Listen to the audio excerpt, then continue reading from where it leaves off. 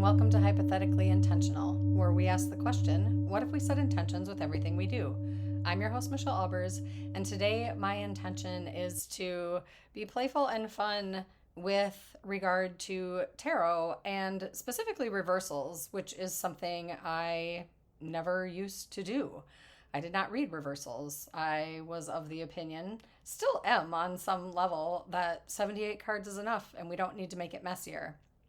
And then somewhere along the way, I was guided to read reversals, but less in a traditional way and more in my own unique way, I guess. And maybe other people do it this way, but this is just how it came in for me. I didn't learn this part from a teacher.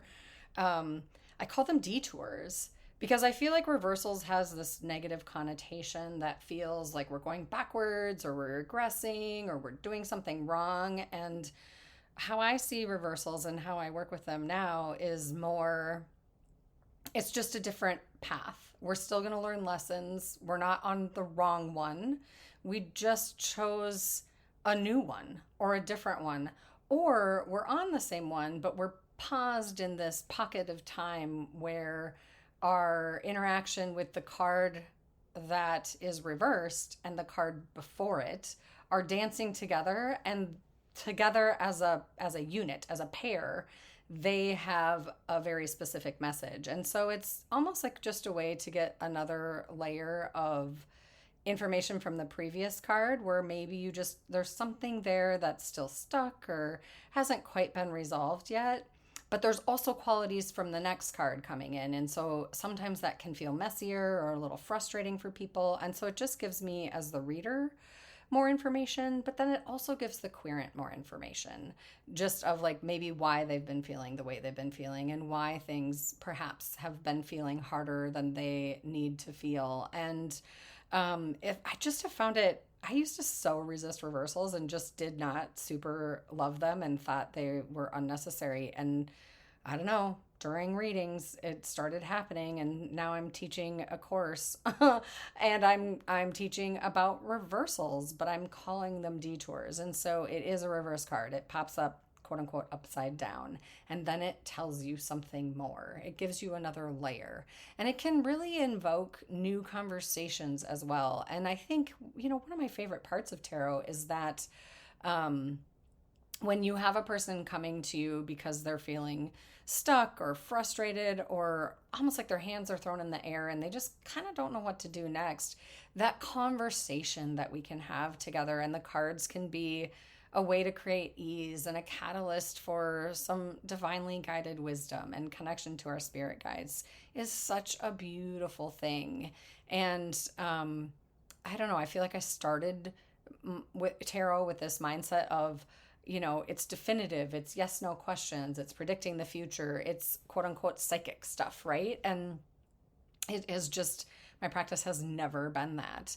The more I learned about it, the more I realized that I had misconceptions about tarot and what it was. And my personal practice is very unique to how I first started believing or feeling about it, and then how I show up in readings with others. And so I don't know, I would be curious for those of you who feel frustrated by reversals, or and I know there are people out there who love them and don't feel that way, but it seems like my clients and people that talk to me about tarot and specifically reversals, it feels like a frustration for them, or like an overwhelmed state of like, it's just more and I don't need more.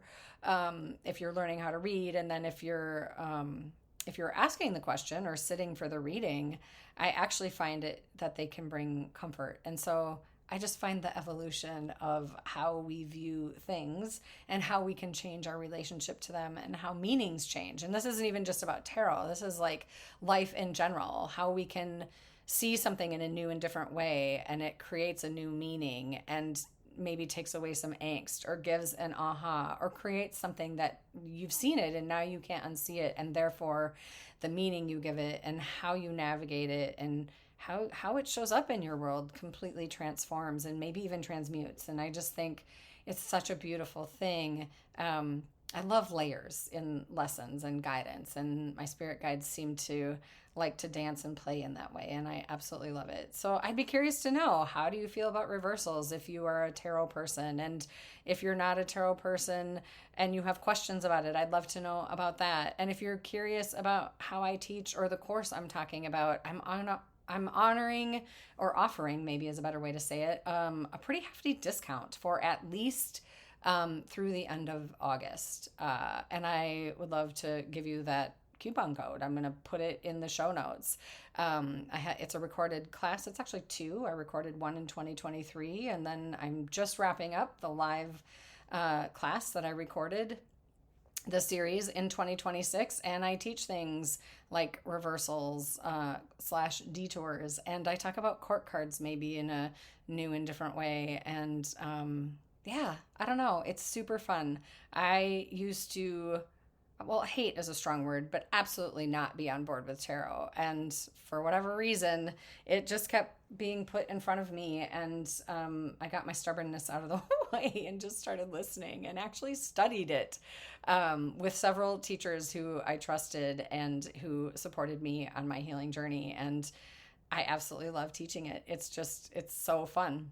And practice jams coming up soon. Maybe fall, maybe not summer, but in the fall, I feel like I'm going to start them. And I love the dance that is the healing journey and the tools that can support us.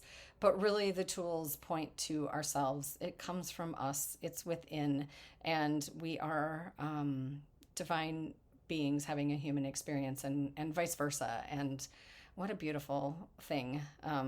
And the fact that I'm saying what a beautiful thing life is right now with the moving parts that are happening in my world is a little bit like I'm laughing at myself, but I'm also like giving myself a high five and a pat on the back. Like, good job. Because old you previous to the healing work that you've done and the lessons that you've learned and the wisdom that you've gained would have been a puddle on the floor just sobbing. So if anybody else feels like that, just know it's all temporary and you're not alone. And if you need support, reach out, lean into your trusted people. They will change your world. Have a great day. Bye.